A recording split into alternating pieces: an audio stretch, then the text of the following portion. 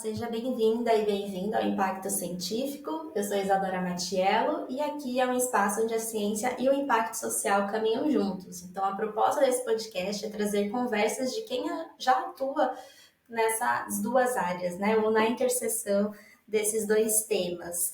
E para quem está chegando agora, eu também sugiro que você escute o trailer de apresentação para conhecer melhor a proposta, que escute os outros episódios, que estão conversas muito inspiradoras e com temas bem diferentes. Então, tem gente das ciências sociais, tem de mudanças climáticas, tem da área de dados, tem de saúde, tem de várias áreas já aqui. E para quem já é ouvinte assíduo aqui, eu peço que deixe seus comentários e sugestões, quem você quer ver aqui nos episódios, o que você gostaria que a gente abordasse mais nas entrevistas, enfim, para a gente conseguir sempre melhorar, obviamente. Bom, então vamos lá. Vamos conversar sobre o episódio de hoje, que está super especial para mim, porque a convidada é uma pessoa que eu admiro muito, que é a Rosane Matoso. Ela é pesquisadora e cofundadora do Instituto Mancala, uma organização sem fins lucrativos que tem o objetivo de realizar pesquisa, desenvolvimento e divulgação de ciência e tecnologia sob a perspectiva de cientistas negros e indígenas, né? E toda a pesquisa ali desenvolvida e discutida é para a redução das desigualdades sociais e raciais. É um projeto muito importante, é um projeto assim que tem já vários cases e trocas para fazer. Então, da metade do episódio para o final, ela fala bastante sobre o Instituto, desde a criação e as suas atividades.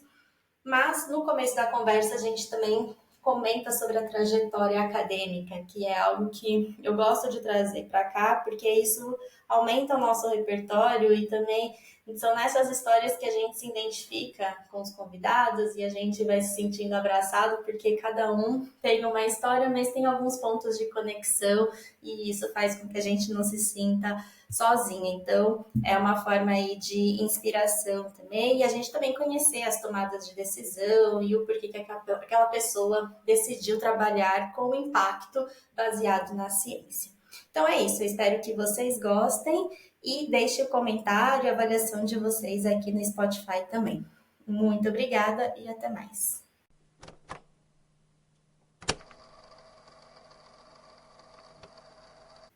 Primeiro eu quero te agradecer, Rosane, por ter topado participar aqui do podcast. Vai ser muito interessante te ouvir. A gente já conversou algumas vezes, desde ali da época de Fomenta, mas nada melhor do que ouvir assim de novo, né? Numa forma assim de entrevista, eu vou entendendo mais os detalhes ainda, né, da sua jornada, e enfim, eu tô super curiosa. Então, obrigada mesmo. E para a gente poder começar.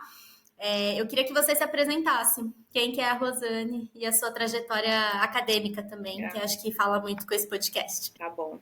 Primeiro eu quero agradecer, Isadora, pelo espaço, desde a época da Fomenta, agradecer, assim, pelo reconhecimento, né, seu e da organização, quanto ao nosso trabalho, a nossa seriedade enquanto instituição, enquanto pesquisadores, né, que querem aí, de alguma forma, trazer um impacto para a sociedade. Então, muito obrigada pelo convite. Eu sou Rosane Matoso, eu sou carioca, nascida no Rio, criada aí na Baixada Fluminense, em Nova Iguaçu, filha da Rosa e do Afonso, que são pessoas assim, que entendem a educação como essa ferramenta de transformação, de amplitude aí de futuro, né, de uma ascensão.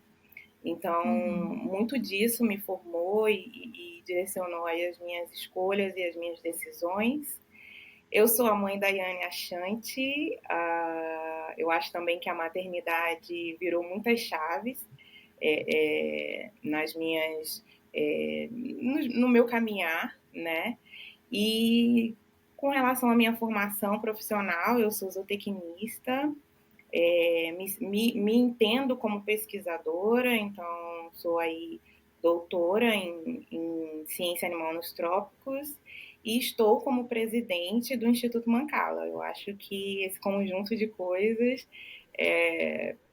respondem assim por mim, né? Sou uma pessoa que adora fazer amizades, adoro sair, gosto muito de, enfim, de estar aí cercada por pessoas, amigos, família, gosto de agregar. Legal, né? Deve ser muito gostoso fazer parte da rodinha aí de amizades, né? Vários papos interessantes. Não, linda história, Rosane. E aí, e como que foi, assim? Você já foi direto, assim, a graduação, mestrado, doutorado? Ou você teve algumas pausas e voltou para academia? Como que foi? Então, eu sempre estudei em escola particular, né? Muito por essa por esse entendimento dos meus pais, então a escola na minha casa era prioridade, somos eu e o meu irmão mais novo, e então eu entendo que eu tive podemos dizer que eu tive um privilégio de ter, assim, de ter estudado em boas escolas e tal, então já fui logo prestando vestibular, eu até cheguei a fazer um cursinho, Uhum. mais de poucos meses, e aí passei na universidade, eu queria muito fazer psicologia, então eu me inscrevi em psicologia na UFRJ e eu sou de Nova Iguaçu, então a universidade mais próxima para mim era a Universidade Federal Rural do Rio de Janeiro, que fica em Seropédica. Uhum. E aí eu falei, pô, eu preciso tentar também para essa universidade, porque, né, de maneira a logística é mais fácil para eu conseguir ir para essa universidade. E aí lá Uhum. eu escolhi zootecnia muito porque, enfim, assim, eu gostava de cavalo, né? Eu morava numa área que era bem rural, assim, uma periferia, e a gente via cavalo todo dia. Eu falei, gente, eu posso cuidar desses cavalos e tal. Aí buscando, não tinha psicologia, e aí eu falei, vou me Uhum. inscrever para zootecnia. E assim eu fui, muito nesse lugar, assim, de pouca referência na família, né? A minha mãe, ela fez curso superior, minha mãe é formada em letras, língua portuguesa, e a minha mãe entrou na universidade e logo depois eu comecei essa minha fase do vestibular. Mas assim, eu não tinha muitas referências, tinha um tio meu que fez a educação superior, mas eu também não tinha muito esse contato com ele, então não tinha. Meus amigos, eu não tinha amigos que estavam na universidade, eu não tinha nada disso, mas eu sabia que eu tinha que ir para a universidade. Alguma Uhum. coisa me dizia isso e meus pais me apoiavam para isso. E aí, quando eu passei nas duas universidades, eu precisava escolher, e justamente por ser uma universidade mais próxima da minha, né, da onde eu morava, eu decidi ficar na rural e eu fui me encantando. Logo no meu segundo semestre, Uhum. eu consegui uma bolsa de iniciação científica, me apaixonei pelos ruminantes e aí deixei um pouco os cavalos de lado. Fui tomando gosto pela pesquisa, pelo aquele ambiente acadêmico. Eu fui vendo uma perspectiva de crescimento como pessoa e como profissional naquele caminho que eu tinha escolhido. Assim. Então, termino a graduação e um dos coordenadores do curso me orientou, né? Falou, Rosane, a gente está com vaga para pós-graduação, para o mestrado, você já pensou nisso? E eu tinha na minha cabeça que eu tinha que trabalhar, porque meus pais já tinham investido muito na minha educação e eu precisava trabalhar. E aí eu falei com ele, mas eu, né, tô Uhum. formada, eu preciso trabalhar, sou zootecnista agora. E ele falou assim, você tenta uma bolsa e tal. E com toda essa orientação, eu fiz a seleção para o mestrado e passei, mas foi bastante difícil. Eu não consegui a bolsa. Essa Uhum. permanência foi bem difícil, assim, por questões financeiras mesmo. E aí Claro. eu conversei com o meu orientador e eu tentei fazer o mais rápido que eu podia fazer. Então eu fazia disciplinas e a pesquisa ao mesmo tempo, porque eu precisava acabar logo. E eu tinha na minha cabeça que eu tinha que trabalhar. E aí foi isso, só que não foi fácil. Eu saí com um diploma de mestre e não tinha trabalho. Enfim, aquilo, né, eu ficava pensando, meu Deus, e agora, o que, é que eu vou fazer e tal.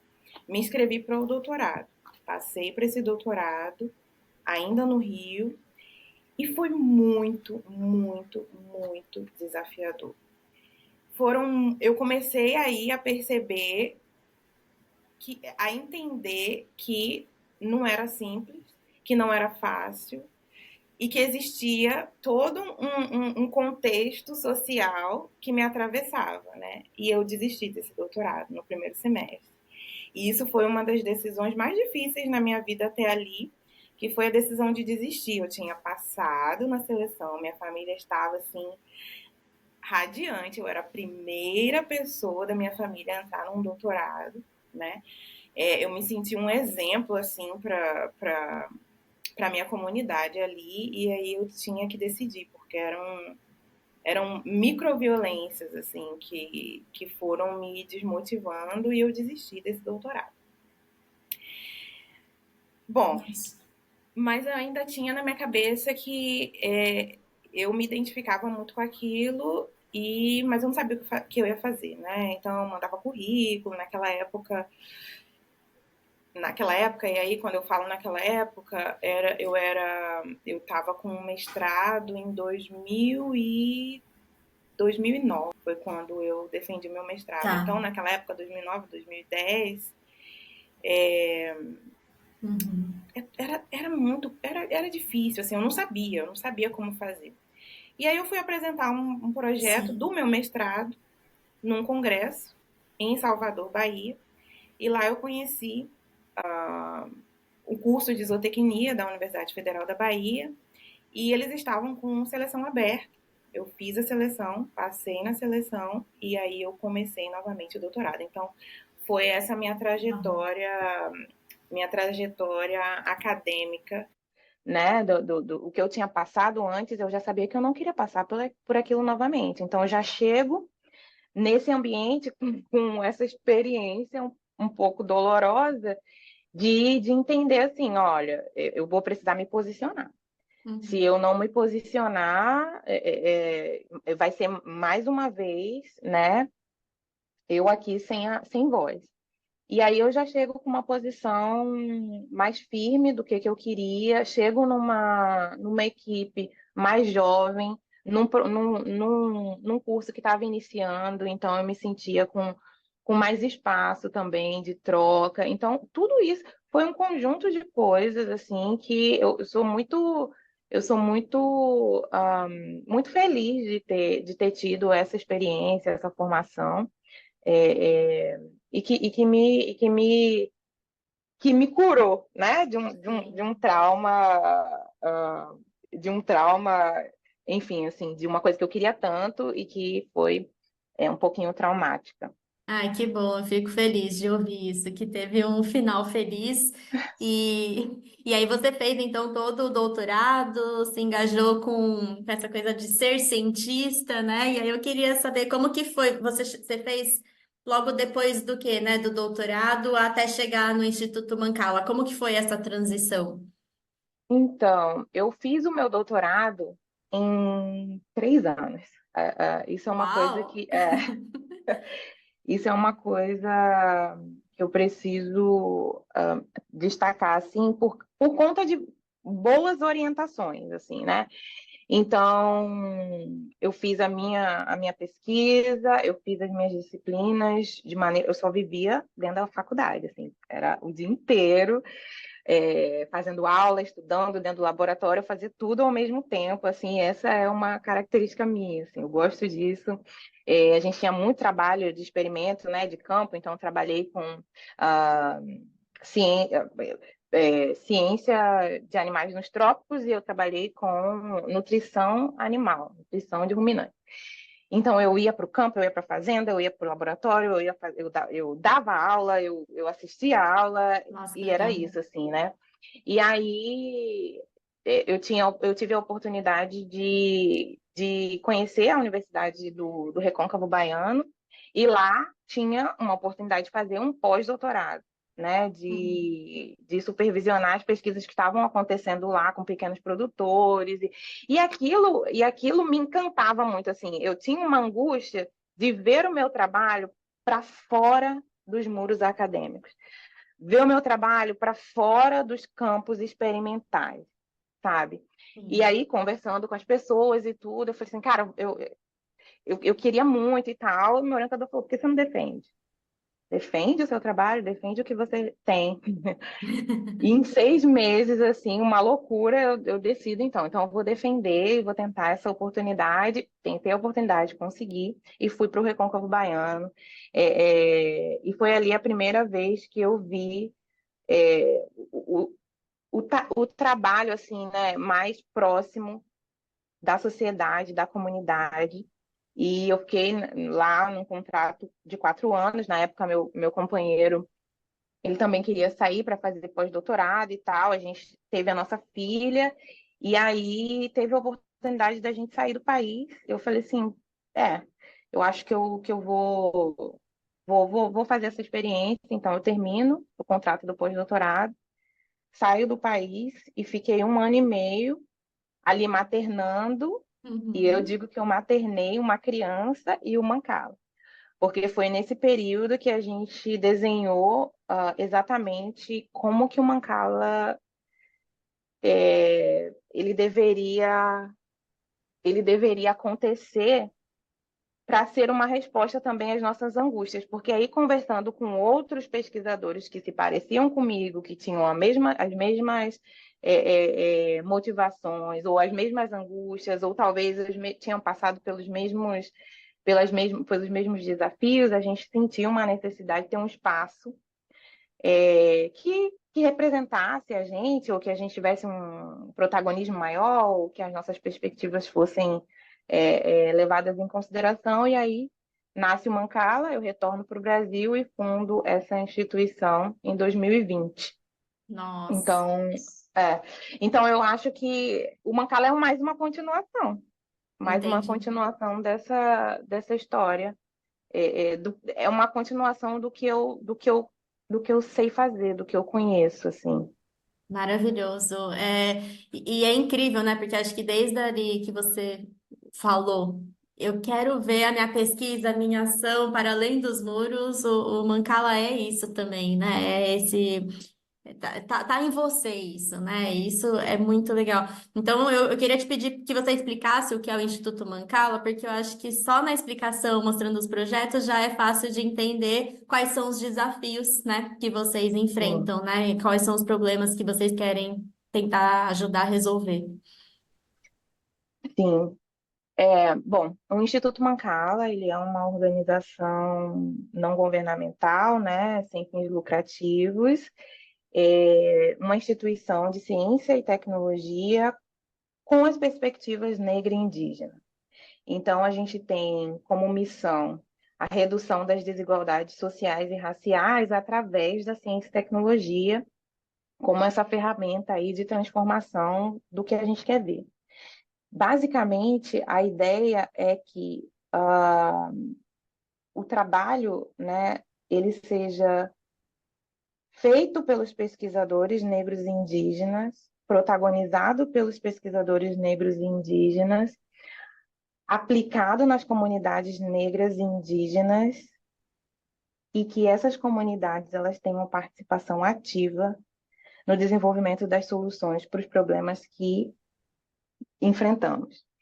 Então, eu entendo o Mancala como um espaço da gente se ouvir, da gente retornar para a gente retornar para a nossa origem também, Uhum. devolvendo tudo que de maneira privilegiada a gente conseguiu, o que é diferente, né, do nosso povo, porque a gente ainda é uma porcentagem muito pequena dentro dessa estrutura de poder, porque a academia é uma estrutura de poder, a ciência ela é uma estrutura de poder e nós somos muito poucos. Então, o Instituto Mancala é esse espaço assim que você pode, de alguma forma, devolver esse conhecimento e trazer soluções significativas para a sua comunidade. Maravilhoso. E quando você fala soluções, tem algum nicho específico ou é de fato ouvir ali a comunidade, o que tem, qualquer área da ciência, como que funciona? Pronto. O Instituto Macala foi fundado por 4 pesquisadores das áreas de ciência de STEM, né? Ciência, Uhum. tecnologia e as exatas. Então, é onde a gente alcança, né? Muita gente pergunta isso pra gente. Ah, mas por que os projetos de vocês não são para as áreas de humanas? Ah, eu queria tanto para uma Macala. Não significa que esse é um espaço fechado, né? A gente não está Sim. fechado, mas assim, a gente vai até onde a gente alcança, até onde a gente conhece, até onde o nosso networking funciona. Uhum. Então, nós conhecemos pessoas dessas áreas e aí é dessa forma que a gente trabalha. Então, eu, Igor, Leonardo e Bruna somos os 4 fundadores das áreas de ciências exatas aí, digamos, né? Muita gente fala, ah, ciências duras, não gosto de usar esse termo, mas o nosso foco é fazer, né, pesquisa e desenvolvimento, né, basicamente nessas áreas, assim. E a gente tem projetos que são na área de educação, na área de agricultura, né? Uhum. É o meu background nas áreas de engenharias. Então, a princípio, eu quero dizer que a gente vai até onde a gente alcança. Perfeito. Então, esse seria o nicho, assim, é mais nas ciências exatas Uhum. que a gente trabalha. Perfeito. Mas além de pensar nas soluções, né, devolver esse conhecimento para a comunidade, para a sociedade, enfim, tem uma questão de atrair recursos, né? Ah, sim. Porque ainda eu imagino que também é um obstáculo para a ciência, para pessoas negras e indígenas, mais ainda, né? Eu queria ouvir um pouco a sua visão sobre isso. Não, sem dúvida, o financiamento, o recurso financeiro mesmo é um desafio para as universidades, é um desafio para as Sim. instituições de pesquisa e não deixa de ser um desafio para a gente, assim, né? Uhum. É, Enfim, a gente também tem muita procura de pesquisadores e aí eu me vejo, né? E aí vem a angústia. Você sai da universidade com diploma e você vai para onde? Então a É. gente recebe muitos contatos nesse sentido. Olha, eu acabei de me formar, eu tenho todo um currículo excepcional e eu não tenho como absorver essas pessoas. Não tenho. E é um problema de ovo e galinha. Assim, a gente tem uma equipe pequena. Então, ir atrás de recurso é complicado. A gente precisa de recurso para aumentar a equipe, mas então, fica um ciclo assim muito desafiador mesmo. Uhum. É, esse é um desafio, mas a gente também tem outras questões por trabalhar com esse recorte racial, que são Tá. questões, por exemplo, da permanência desse pesquisador dentro da universidade. Então, a gente tem a questão das cotas, uma política afirmativa. Ah, não é perfeita, mas é o que a gente tem. Então, as cotas, elas ajudam, mas a gente precisa de políticas de permanência desses pesquisadores dentro da universidade. Política de permanência passa por ter recursos financeiros para se manter lá, Uhum. ter recursos financeiros para fazer a sua pesquisa, para que você consiga ter um trabalho de excelência, para que você consiga publicar o seu trabalho. Então, são desafios que a gente continua enfrentando dentro Uhum. da instituição, ainda que uma instituição independente, né? É, é, Sim. é bastante complicado, assim, eu não tinha, eu venho dessa formação muito técnica e chego agora numa posição de gestora, então é um desafio ainda maior, porque todos os problemas, eu não tenho problema só daquele projeto ali que eu vou resolver com o meu trabalho técnico, né? Sim, É, sim. Não, com certeza. Mas assim, você acha que por ser uma organização independente, que pode ser considerada, digamos, do terceiro setor, né? É um ICT, mas uhum. assim, pode receber também esse tipo de recurso, digamos, doação filantrópica, investimento social privado. Eu acho que você acha que é uma forma de abrir o leque de opções, né, para esse lugar da filantropia e etc. E quem são os seus principais parceiros, né? Quem já participou? Porque realmente, assim, a, a causa da ciência ainda é um pouco complicada no nosso país, né? Sim, com certeza o leque ele é bem maior. Agora, a questão é como a gente fazer uma narrativa em explicar que essa ciência, essa pesquisa, ela tem um impacto social, né? O tempo ele é diferente, então a gente tem uma série de questões no Brasil quando você fala em organização não governamental, já começa por aí. Então, já tem uma série de preconceitos e tal. E aí, quando você fala em organização governamental que não é filantrópica, que não faz doação, por exemplo, que não, eu não estou desmerecendo. Claro. As organizações filantrópicas são elas que seguram o rojão quando o bicho pega, né?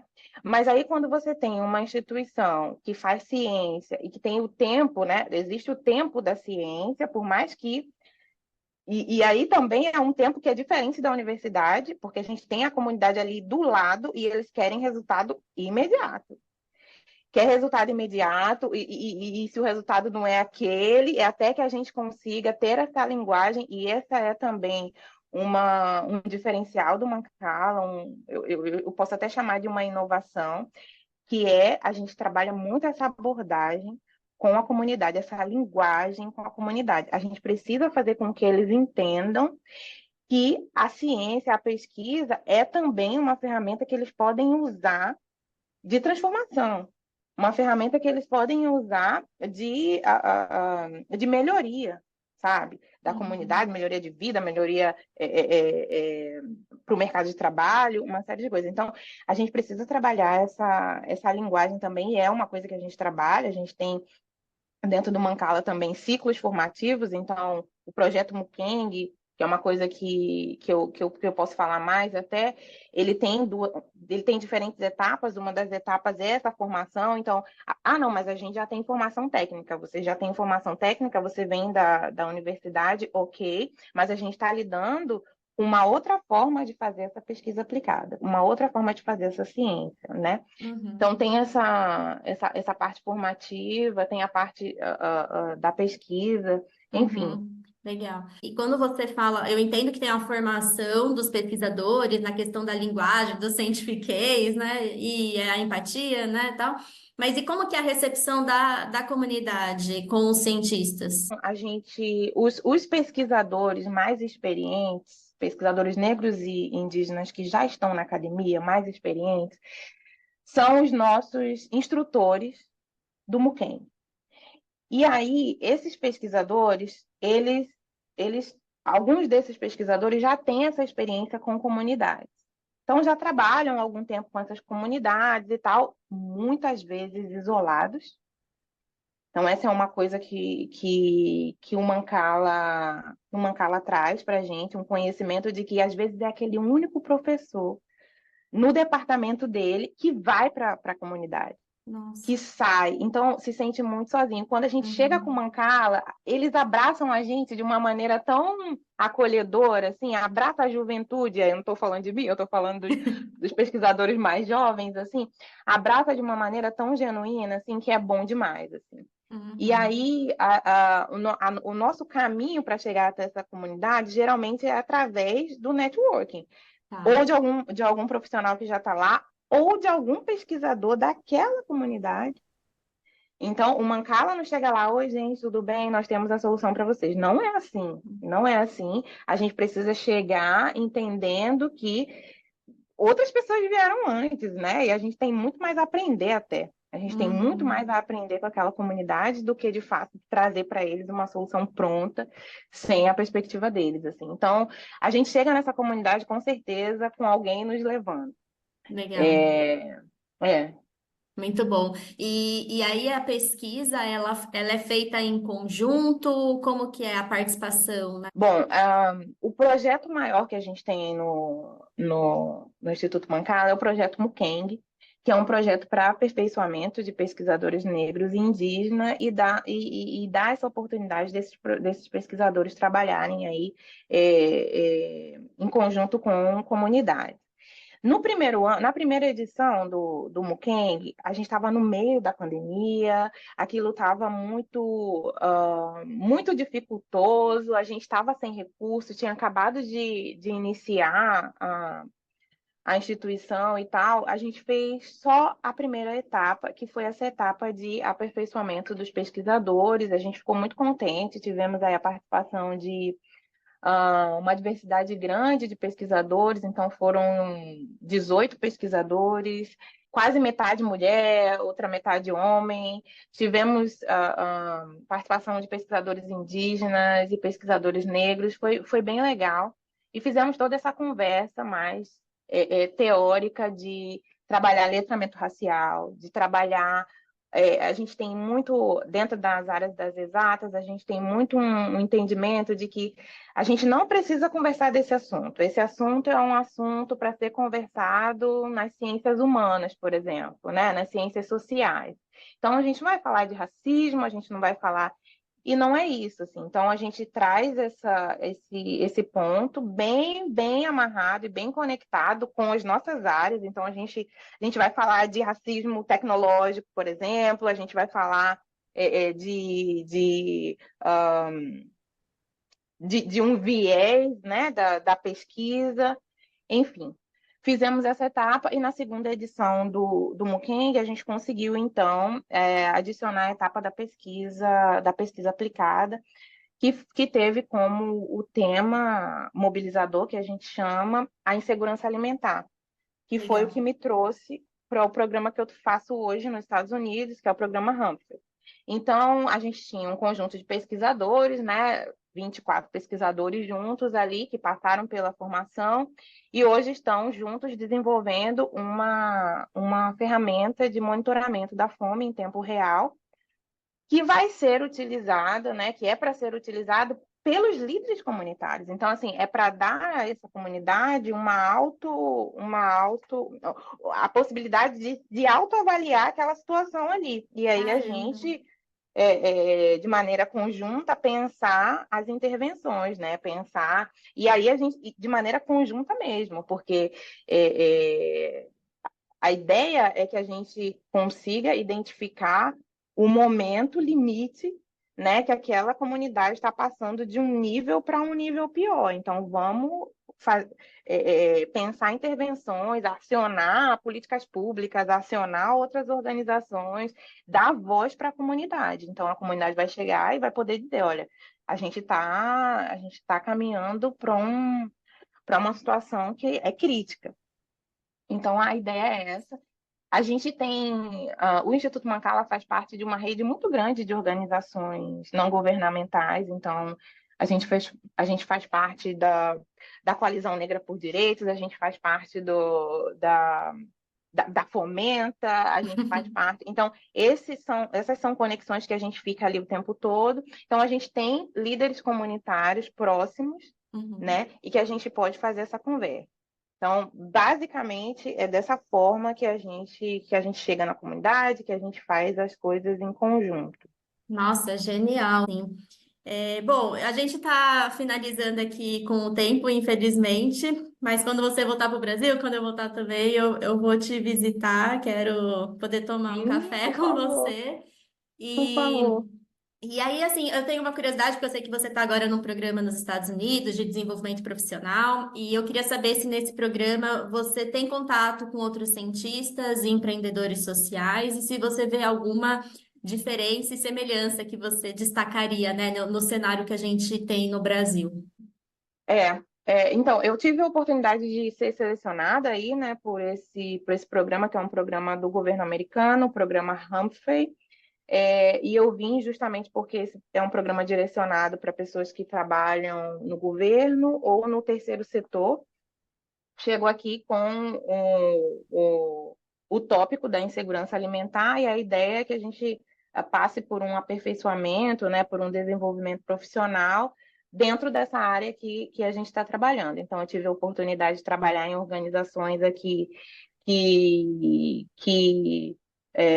discutem, né, esse mesmo desafio, porque os Estados Unidos também têm taxas grandes insegurança alimentar e de pessoas em situações aí vulneráveis, por mais que a gente tenha uma visão muito sonhadora do que é os Estados Unidos, existem muitos problemas desafiadores aqui. E na minha turma, digamos assim, né, na minha cohort, eu conheci, sim, duas pessoas que trabalham com empreendedorismo social. Uma é uma grande amiga de Trinidad e Tobago e a outra é da China.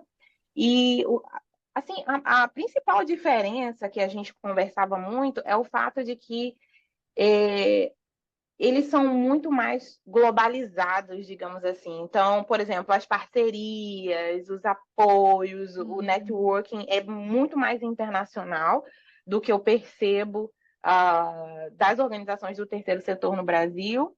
As angústias e os desafios, eles são muito parecidos, a gente trocou muito.